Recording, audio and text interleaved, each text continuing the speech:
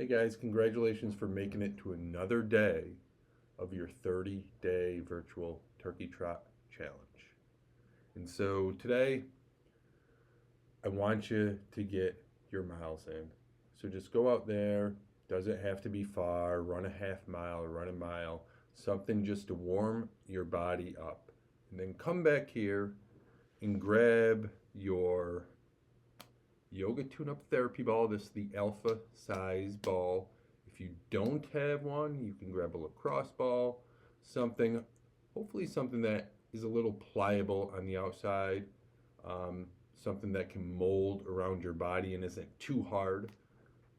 So grab that. If you don't have one, then order one. These are super, super cheap. I'll post the link down below. And all that we're going to do is release some tension in and around the hip. So when you do have your therapy ball, just go ahead. We'll begin on our back. And as we come down onto our back, just going to begin to breathe and just begin to relax here, bringing the feet to the earth and just allowing the low back to kind of soften towards the ground. A lot of times we have this posterior tilt to the pelvis, so we got this arch in the low back.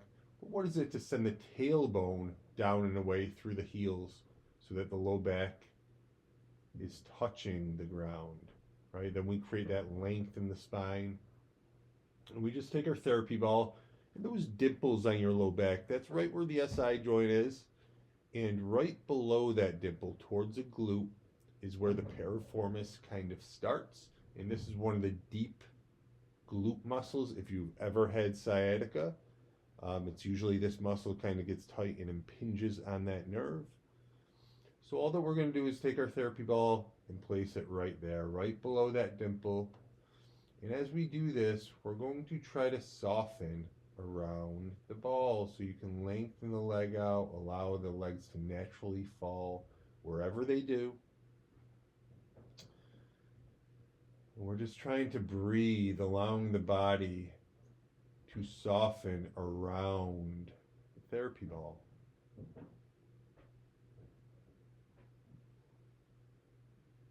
And deep breath in, and on the exhale, just see if you can let go. See if you can let the glute muscle relax. And stay there for a couple of breaths. Then we're just going to slide slightly upwards, so the ball's actually going to go down a little bit, just about a half a ball length to the next spot. And we're going to do the same thing, just breathing in there,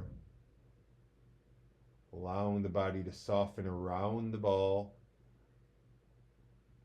And you can stay at any one of these spots for as long as you need.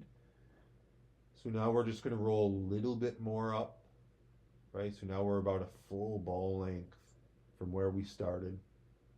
And just breathing and softening. And if anything's screaming at you or anything's super tight, then just stay there and kind of chase the pain. That's the key here, not to go away from the pain, but to chase it. In this way, the pain will eventually kind of spider web away, and we will release that tension. And then we're just going to start to roll kind of towards the outside of the hips. So the knees will fall towards that ball, right? Maybe even the back shoulder rolls up as we start to make our way onto the side there. And this is where a lot of runners get that built up tension. So all of the external rotators of the hip are in the glute and kind of sweep to the outside of this hip. And so what happens is that these muscles get super tight and even grab that femur bone, this top leg bone, and rotate it outward. A lot of us, toes will end up pointing outward, things like that because of these tight rotators.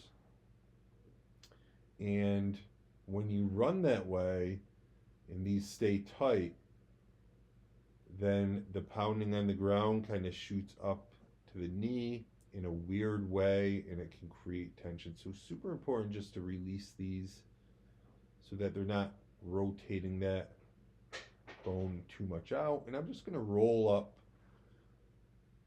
just the same 2 times, right? A half a ball up just a couple of times. And if I feel any spot that's tender, right, I can move a little to the side, one way or the other, and just kind of seeking out that tender spot. So I'm not on the IT band, but I'm more on the glute max at this point, that bigger glute muscle.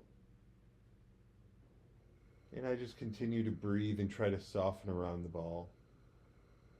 And then from there, we kind of make our way up to our forearms or even our hands.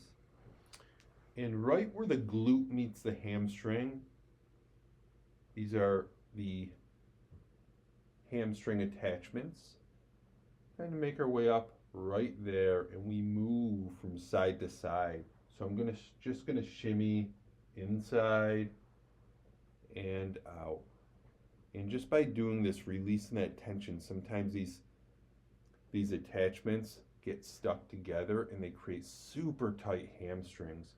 So hopefully you will see a big difference here, just releasing some of that tension. And then we can move to the second side and work that out.